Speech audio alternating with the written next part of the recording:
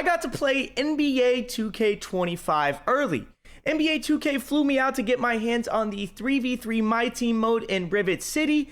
I got to play the game for almost 10 hours. I did a lot of dunking, a lot of shooting. I tested the dribbling. I played quick play. There is so many things that we're going to go over in this video. So make sure you guys drop a like, turn the noties on, and hit that sub button. Remember, the builder is coming out soon. I am still under embargo, so I can actually not talk about the builder quite yet. But let's go ahead and talk about this 3v3 city mode. So it's a park. It has got next spots for 1v1 and 3v3. You can rip packs to unlock cards and then install these cards into your lineup.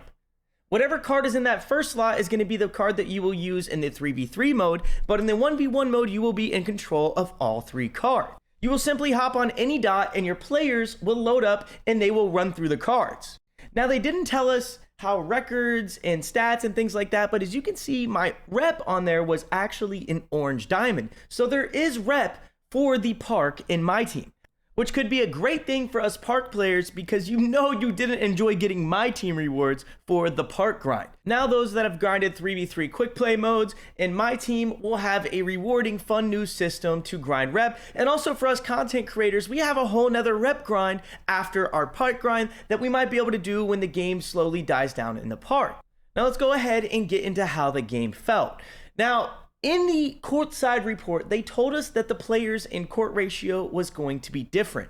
I will say that not all players felt small on the court, which can be frustrating in a 5v5 aspect, allowing players to play the sweet spot and steal those passes to the corner. So I hope there are still more adjustments when the game actually. As far as ankle breakers went, I do not think there is going to be many ankle breakers in this game. There was literally one ankle breaker the entire time where my opponent did a step back and KD about fell over. The 3v3 mode, though, felt absolutely amazing. I will say this is probably where I spent a lot of my time actually playing the game.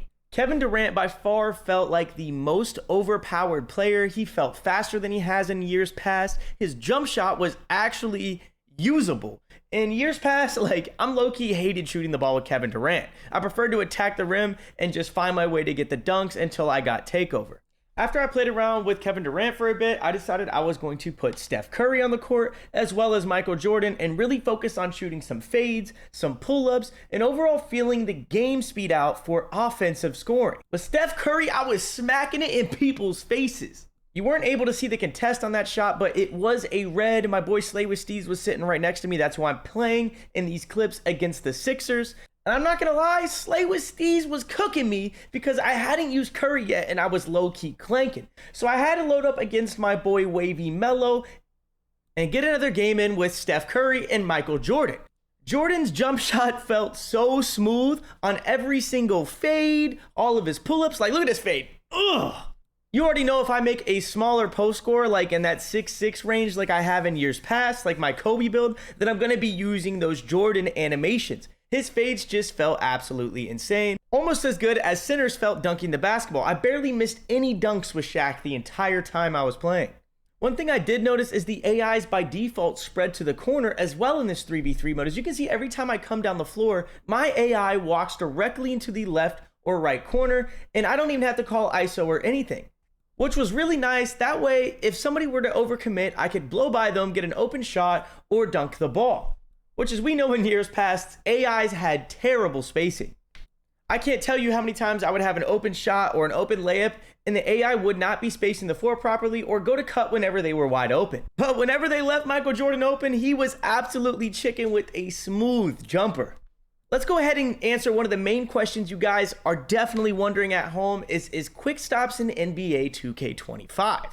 Now, there is variations of quick stops. Are they like they were in the past? I'm sure you can see by the gameplay.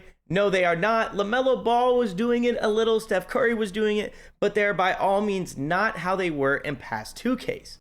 You are definitely going to have to use things like shot canceling to find your spot on the floor whenever you are looking to get open and create your own shot. I think good guards in NBA 2K25 will use shot canceling as probably one of the most overpowered things when dribbling. You're able to simply gather your shot and cancel it and look to either blow by your opponent, maybe even get an ankle breaker or shoot some sort of fadeaway. I noticed a lot of time with the AI specifically, I was able to just simply blow right by them after canceling my shot. Shooting was my main focus when I was at Community Day. I really wanted to try to get a feel for it, but for the most part, I actually wasn't able to turn off my meter, so a lot of this gameplay is going to be with the meter. However, the meter did feel very good. As you can see, it's an entirely new shot meter, which I think will stop people from being able to use Titans, but we'll talk about that in a later video. Shooting off the dribble felt very smooth and responsive. I didn't feel delayed at all when shooting the ball off the dribble with guards or small forwards or even centers at times. Instant greens are back. In this quick play gameplay, I did not have instant greens on, but there will be gameplay uploaded on my channel with the builder in the other 3v3 modes that we played, and you will see instant greens. In the quick play feature, it was very hard to test set shots against the AI because they would not leave me open. But off the dribble felt very good, like I said earlier in the video, so hopefully when the game fully drops, I'm able to test wide open set shots with lockdowns, power forwards, small forwards, and other things. Overall, the game did feel very easy to shoot. Definitely a comparison to NBA 2K24 and how easy it was to actually shoot the basketball in that game. But when I was watching the AI shoot, it definitely looked like there was some pretty fast pull animations from the catch and shoot. It didn't look like there was a lot of windups. I'm hoping that maybe has to do something with badges, but let's go ahead and jump into the next topic that you all want to know, and that's dribbling. Dribbling felt very smooth in NBA 2K25, but there was a lot of things that I was worried and that I also enjoyed. The overall smoothness of the actual dribbling itself could be involved with a lack of speed. The game speed did feel very slow at times.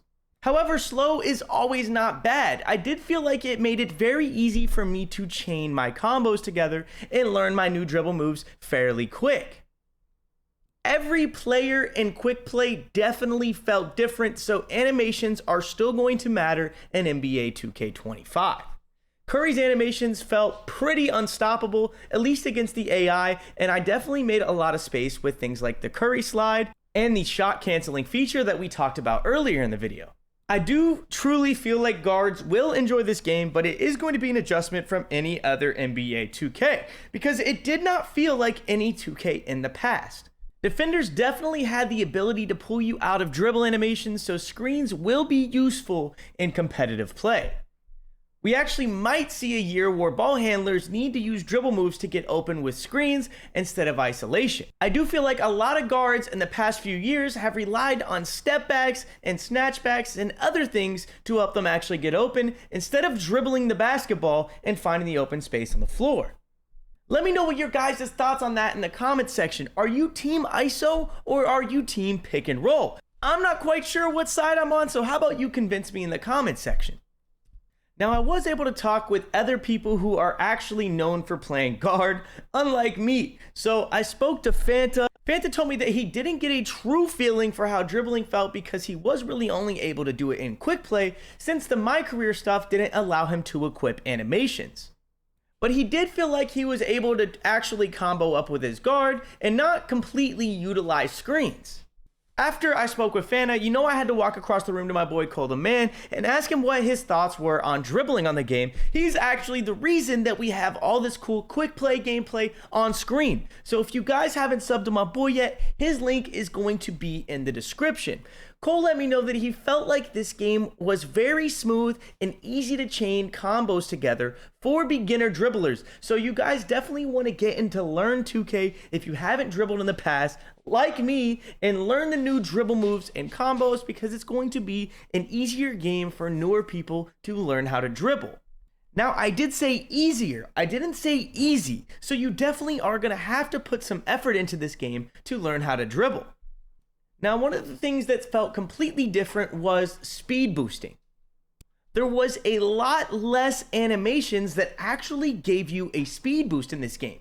For the first hour of the game, I almost felt like there was not speed boosting anymore. However, after some time on the game, Russell Westbrook, Damian Lillard, Kyrie Irving, all of those guys actually proved me wrong, as well as LaMelo Ball, because there was some pretty shifty speed boosts that were allowing me to actually get open and get some space from the defender. I will say this was kind of a letdown because I thought there was going to be more animations that I could find to actually speed boost out of, so hopefully there's more on full launch. Now, for all of my old heads and people that graduated from the school of Mo Buckets, aka Mo Buckets University, the LeBron step back, the John Wall step back, the snatchbacks, they are all back.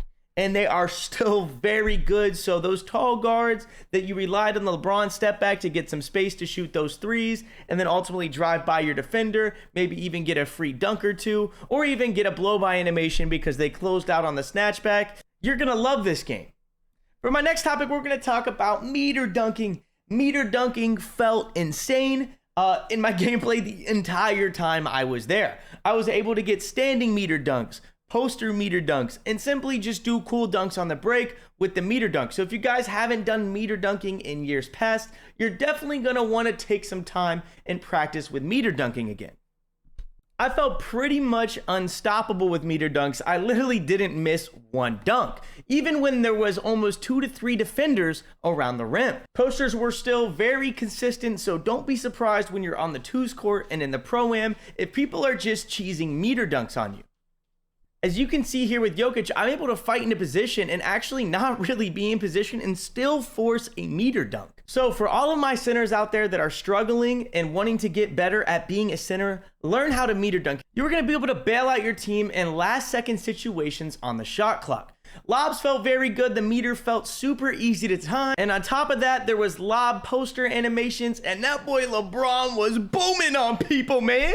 Bro was causing CTE on the court. LeBron is definitely my sunshine. After getting my hands on the game, dunking is definitely going to be a big part of scoring the ball in NBA 2K25. Another big part of scoring the ball in NBA 2K25 is going to be contact layups.